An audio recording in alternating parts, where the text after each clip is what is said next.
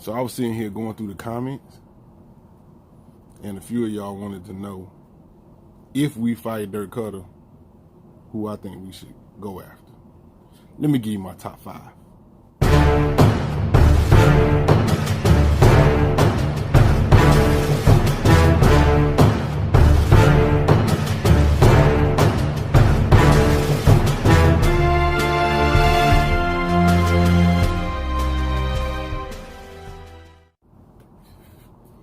First of all, shout out my subscribers, man. If you subscribe, shout out to you. Told y'all I was gonna come with another video this week.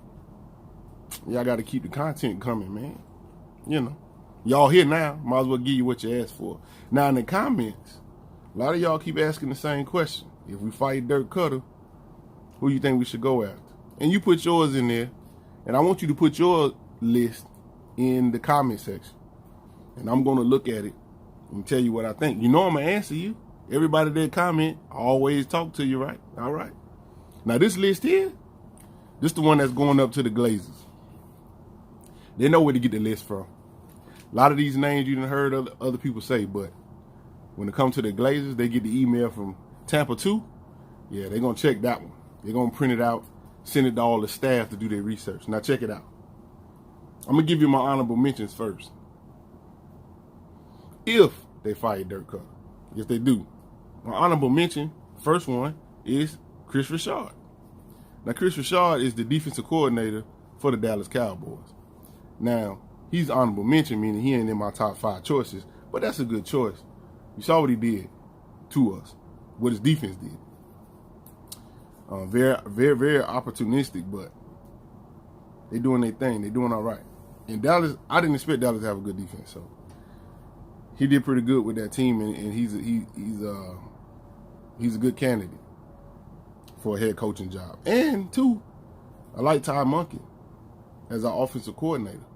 And we don't need nobody, if you want to keep Ty Monkey, you don't need nobody to come in that's going to be like, oh, switch everybody out. You need somebody that's going to kind of go with the flow and kind of keep some of the staff and then replace the ones that need to be replaced. Ty Monkey not being one of them. So when you bring in them high power coaches who made my top 5, they're going to say everybody got to go. Step. Even they don't want nobody in there. The lady that washed the towels and fold them up, she got to go too.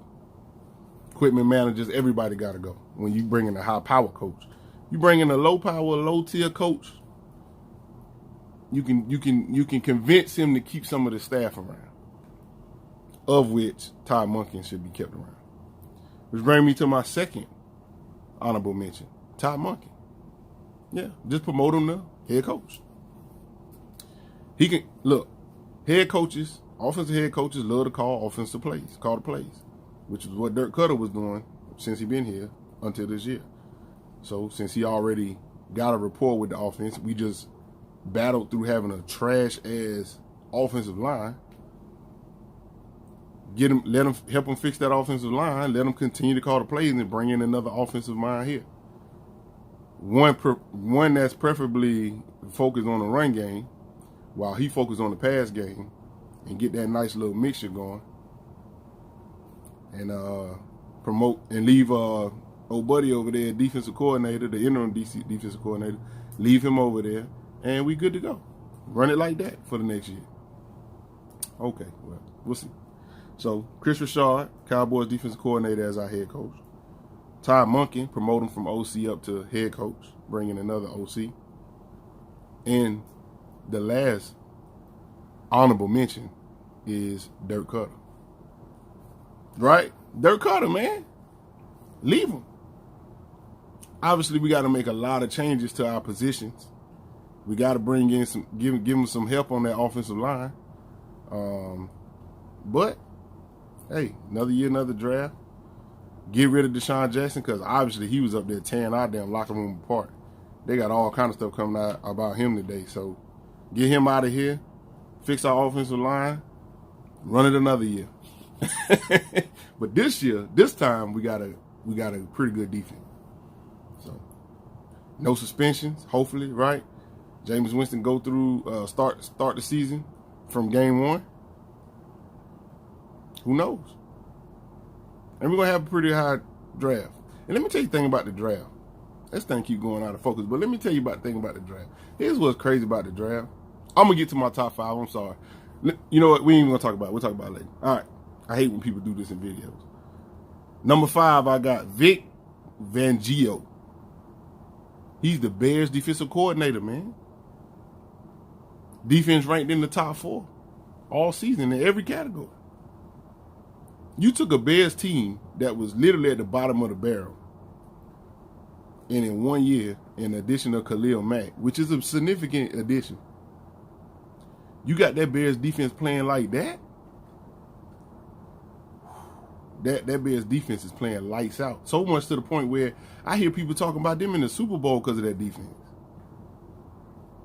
And Mitch Trubisky ain't good like that. Trubisky ain't good like that. It's that defense. And we already got the pieces in place to start making a good defense. You bring him in, hey, I like it. You just got to leave Todd Monk in that offense coordinator, bring one in that you want, get the offense up and run. The defense going to be playing lights out. I already know that. Be dope. Turn it around. Number 4, Mike McCarthy. He's my number 4. The thing that hurt me about Mike McCarthy that made me suspect on him is, bro, you coach Brett Favre and then Aaron Rodgers. You coach with Hall of Fame quarterbacks. I don't know how you're going to do as the head coach with a quarterback like Jameis Winston or whoever we draft or whoever we bring in. I don't know how you're going to do with that.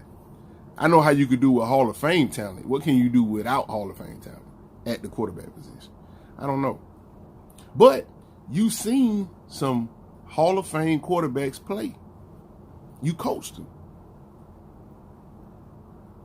Brett Favre got to where he was. Now, you was only with Brett Favre on the tail end of his last 2 years or so. So I can't give you no credit for Brett Favre. But Aaron Rodgers played under you the whole time. So you know what good quarterback play look like.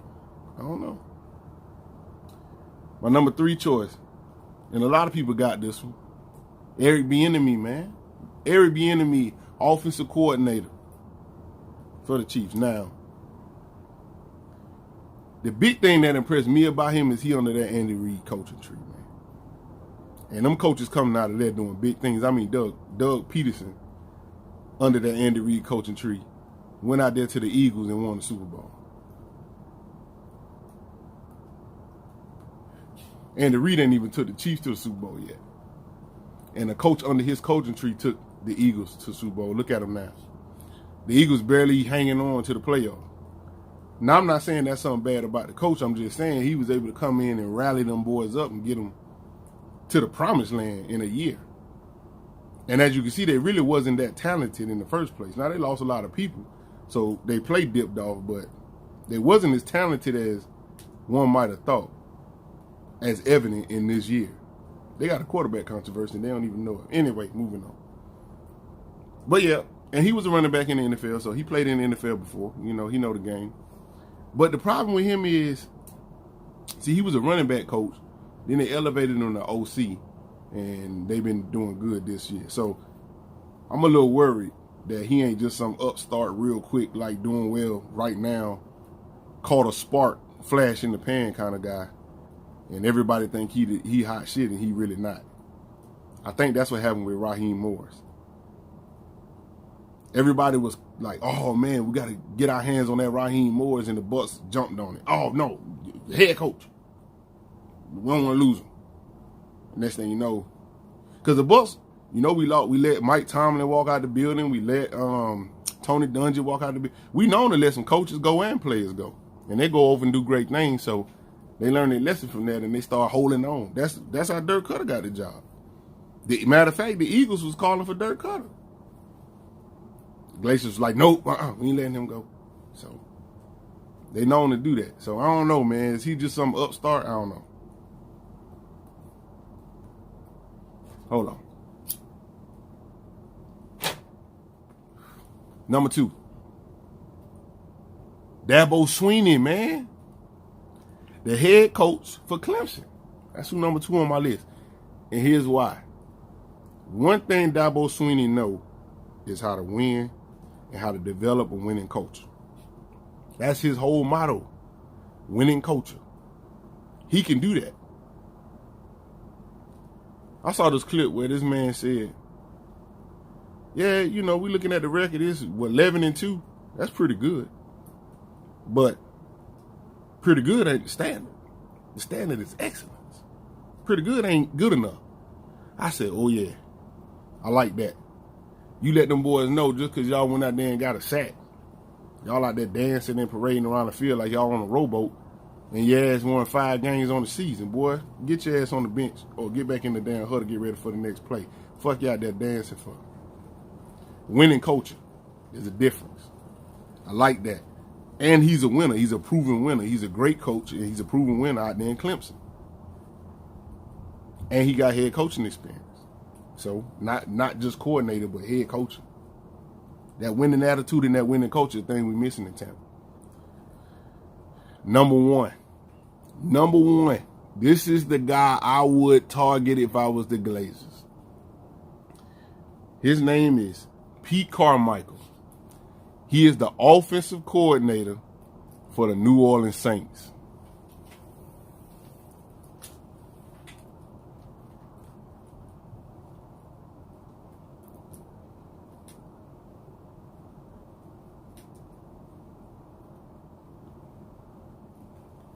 I had to let that marinate, man. I know what y'all saying. Oh, come on, man. We got to stop trying to take these guys from any division. No. This man is the offensive coordinator for the New Orleans Saints. Now, over the last 2 weeks, they ain't been putting up them numbers. The numbers that they've been putting up over the whole season. But this man been there forever. And you know coming in that game, New Orleans going to put 40 points on you. He just know how to do it. Year in and year out. Year in and year out. He know how to do it. He know how to put them plays together, man. And he coached arguably one of the top, matter of fact, I would say top 5 quarterbacks to ever play this game in Drew Brees. This man been there like 9, 10 years. He know the game of football. And much better, he know this division. And we got to win this division. And they saying the Saints. They got the Saints going straight to the Super Bowl. And he that offensive coordinator. And they known to put 40 on him. They hang 40 on you with no problem. That's who we should target, man. Number one. Number one overall, we should be chasing after Pete Carmichael from the Saints. That does 2 things. Number one, that gives us somebody that know our division already, somebody that's proven that he know how to run an offense. Prove it. Number 3, that takes him away from the Saints. Now they got to find a new one. Right around the time they got to find a new quarterback. Now, one thing about the Saints is, when the last time they drafted a quarterback and had to raise them up like we got to do? We've had to do that for a long time. Going back to Josh Freeman and now Jameis Winston. The Saints ain't had to do that in a long time. Actually draft a quarterback and raise them. Carolina had to do it. Falcons had to do it. They drafted their quarterback, and we drafted our quarterback. But the Saints, so when them Saints fans get to talking all greasy, Drew Brees, talking about the guy y'all got from the Chargers? Talking about that guy, the guy y'all got from the Chargers. Oh, okay. Well, let's keep it real now. You know on this channel we keep it real. The guy y'all got from the Chargers. Yes, him. How about y'all do this? Y'all draft the quarterback and raise him. Take him from the draft to the Super Bowl. Let me see y'all do that. Watch them struggle. Anyway, So that's my top 5. This is the sheet that's going to the Glazers Monday morning. I'm sending it to them. And this is exactly who they're going to go after. These 5. Because they know they need to listen to Tampa too. If they fight dirt. Let me give it to you one more time in case you're still around and you forgot. Honorable mentions are Chris Richard, Cowboys defensive coordinator. Ty Monken, the Bucs offensive coordinator. Dirk Cutter, the current Bucs head coach. Those are all honorable mentions. My top 5, starting with number 5, is Vic Fangio, or Fangio, whatever his name is, the Bears defensive coordinator.